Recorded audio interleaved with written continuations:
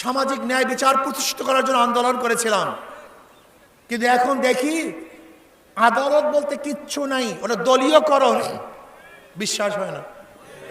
আচ্ছা বলেন তো, সাজাপ্রাপ্ত আসামি কোর্টে হাজির হওয়া ব্যতীত খালাস দেওয়ার কোনো আইন আপনারা কেউ জানেন?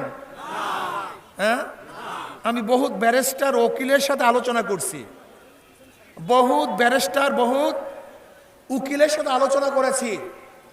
যদি কাউ সাজা হয়ে যায়, সেই ব্যক্তি কোর্টে হাজির হবে, এরপরে বিচারক বিবেচনা করবে তাকে কি করা যায়, জেলে পাঠাবে না মুক্তি দিবে, কিন্তু হাজির হওয়া জরুরি।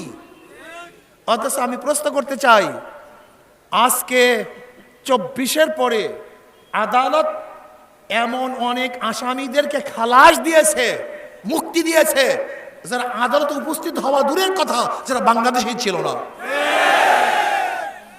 তার মানেটা কি? এটা কি আদালত? এটা কি বিচারালয়? না, দলীয়করণ হয়ে গেছে।